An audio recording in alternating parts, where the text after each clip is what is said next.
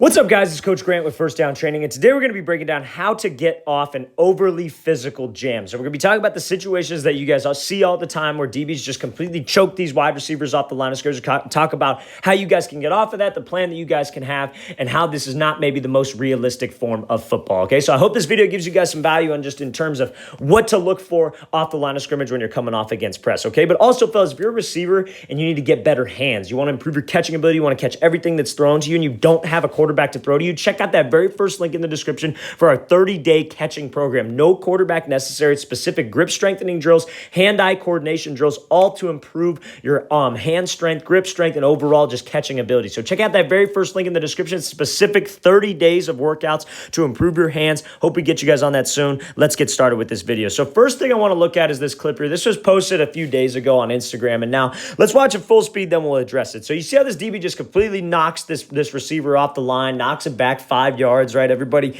you got the camera guy right here filming everything, right? And this is the worst part because they glorify this type of stuff, right? So now, when we come off of here, let me tell you what I'm going to do as an offensive coordinator if I have a DB who's doing this. Watch what he does here on this. He looks at the quarterback. He knows when he's snapping the ball. He knows there's no threat of the run game. He knows there's no threat of the hard count, so he's going to go jump this guy right off the line. So if I'm an offensive coordinator and I got a DB who's doing this before I snap the ball, and you see this all the time. This is not just this one example. You see this all the time. Everybody loves to publicize these videos. I'm going to go on 2. And then what is he going to do? He's going to jam us. He's going to knock us off the line. All my receiver has to do is not move. And then I'm moving this thing up 5. And then he ain't ever going to try us again with that, okay? So now maybe I don't go on 2. Maybe I just hand the ball off to my running back and we run a sweep to the outside. And this guy's trying to show off and look cool and try to get a good highlight. Meanwhile, we just took this thing up the sideline for 20, 30 yards, right? So this is the most unrealistic thing that you guys can do because we're in a 7-on-7 environment, one-on-ones, where this guy, there's no threat of a hard count. There's no threat of a run game. So he's just going to come up and choke the receiver. The receiver is already at a disadvantage in this situation. The DB's obviously at a disadvantage because he's playing a guessing game.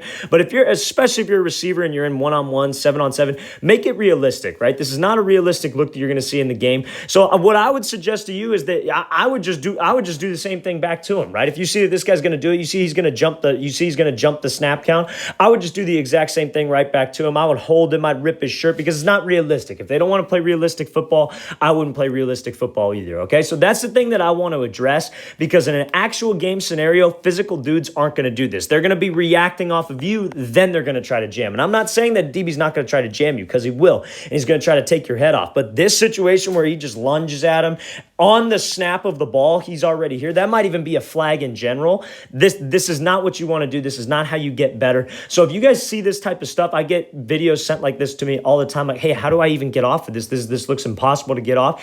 It's not because it's not realistic, right? Because if I'm just going to be here and he's going to do this, I'm just going to run the ball to the outside, run a little sweep, run a little stretch, or I'm just going to go on 2. And then that solves the problem if a guy wants to do this in an actual game, okay? So now let's take a look at a real example here of a DB who's physical, right? So this is going to be a router from Jerry Jeudy. So this is a actual game situation of how guys are going to be physical. So when he comes off of here, you see how this DB is getting physical off the line, throwing a jam, getting physical with his hands, and Jeudy does a great job of being physical right back to him, right? So now this is something that I think that you guys can learn from, not the last clip. The last clip is not something that you guys can learn from. That is something that's not real, and that's why I wanted to address it. But when I come off the line against a physical dude, a guy who likes to jam, a guy who likes to strong arm me, a guy who likes to try to give me a good pop, maybe even a 2-handed jam, not even necessarily like a 1-handed punch, you got to make sure you see how Jeudy does a great job of keeping a great pad level, right? Because again, he's going to be reacting off of you.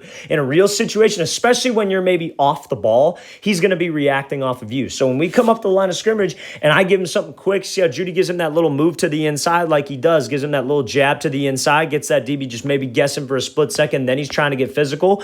If I can keep this explosive and balanced pad level position, no hand contact, no punch that he's going to give me is going to be able to knock me off this route, especially if I'm fast and I have a good pad level forward. Now, yes, there are situations where this guy's going to be standing right in front of me, and this might not apply, and that's what we're going to get to next. That's the next example that we're going to talk about. But you guys got to make sure that if this DB is giving you any space to take a release, you got to keep a good pad level. Because if you guys are running with your chest straight up in the air and this DB's punching you, he's hitting you in the shoulders, you're going to get knocked completely off this route. You're going to be off balance, and you're not going to be able to get any separation. So a great pad level is the key to beating like this one-handed jam, this physical punch that this DB is going to do with you, okay? So now the next thing that you want to do is you guys want to be able to be physical right back. You see how Jeudy at the top of this break, he does that great throw by where he swats him on the back of his shoulder shoulder, puts the brakes on, and then you see how much separation he's able to get from this DB, right? Because when he's lunging at you, when he's trying to get hands, he's not going to be the most balanced guy in the world. And that's what we're going to get into with this next clip. We're going to take a look at some practice from the Saints and how you can get off this physical jam when a guy's maybe going at you with two hands, okay? So there's a great example of Judy. And again, the big critique of him was, oh, he's not the biggest guy in the world, right? Same thing you're hearing with Devontae Smith. I think Judy's a little bit bigger than Smith, but same kind of critique. Oh, he's not going to be able to get off press. He's not going to be able to get away from those physical guys, right? But if you have the right technique, you have the right pad level, you're going with speed, you stay in that explosive position, that can make you beat all these kind of, all the physical types of guys that are going to come at you, right? Especially if you're a smaller guy. We talked about this before against maybe a bigger physical safety who's coming down in man or a linebacker who's head up on you. Those types of guys, it's all about beating them with quickness, beating them with range, and having that plan off the line. But when it's a dude about your size, it's about keeping that good pad level, having a plan, and don't be afraid to be physical right back to him, right? So let's watch it again, full speed one more time. Great job coming off right here, avoiding that jam, being physical with his pad level, and make sure he's swatting him by. Another thing, fellas, too, is if you guys get a DB who's like this, I just want to address this one more time. I forgot to mention this. How about you just step back and then just go off the ball? Then what's he going to do? Is he going to cross the line of scrimmage? No, then you automatically give yourself maybe like 1 to 2 yards where you could give him a little split release and then get out, or you could give him something to freeze him and then go. So that's another thing that you could do in this situation. If you're in a situation where you got to compete, you're going up against a DB who's like this, just step off the ball. Then what's he going to do? There's no other receivers out there when it's one-on-ones. Again, that proves my point that it's not realistic because you can't do that in an actual game. So you got to be able to do stuff like that as well when you get a DB who's playing you like this. When you're in an environment where like maybe it's a college camp, maybe it's somewhere where you have to compete, that's something that you guys can do. That's another tool to have in your arsenal, okay? So enough of that, enough of the unrealistic stuff. Now let's get to this clip here from the NFL. So again, same situation, one-on-ones, but this is a more realistic jam. He doesn't just go right on the snap of the ball because you see how this receiver, he kind of waits for this receiver to come off the line, then he goes to choke him, right? Now, here's the deal. This is probably the realistic version that you guys are going to see. This is probably something that you guys will see a lot of, especially in like an actual game when you're going up against a physical guy. So this is as realistic as it gets. So now let's watch it full speed and watch this DB's balance. You see how he lunges at him, but he gets thrown off pretty easily here from this receiver, right? And as a quarterback, that doesn't take too long. That's about how long it would take to get off a press in the first place. I'm not going to be moving on from this. I posted this the other day on Instagram, I believe, and somebody's like, oh, a quarterback's sacked or quarterback's moving on from that.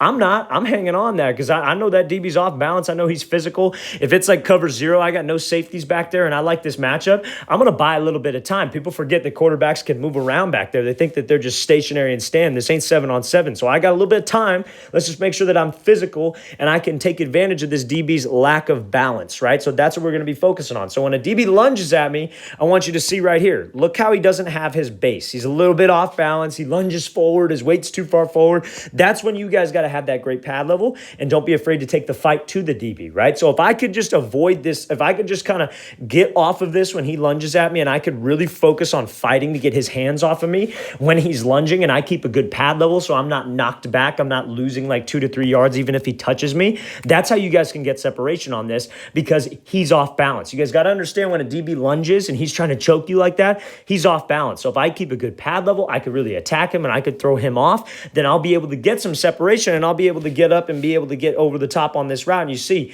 this is pretty wide open here from a quarterback perspective. I'm going to put this thing with maybe a little bit more air, put it on his outside shoulder and let him go run this thing down. You know what I mean? So that's what we got to focus on anytime we're getting a realistic jam like this. Let's watch it again, full speed one more time. Great job by this receiver keeping a good pad level. Focus on fighting those hands, swat him by, then let's actually push up vertical and win this route. All right, guys, I really want to thank you for watching. I really appreciate it. I hope this video gave you some value on just, I get this question a lot with a physical jam, a guy who likes to really get in your face. So I hope this helped. Hope this gave you some insight on what's real and what's not and how you guys can beat this, okay? And also, fellas, if you guys, again, want to improve your hands, don't have a quarterback to throw to you 24/7, 30 days of specific workouts to improve your hands, check out that very first link in the description. Hope we get you guys on that program soon. I'll see you guys next time.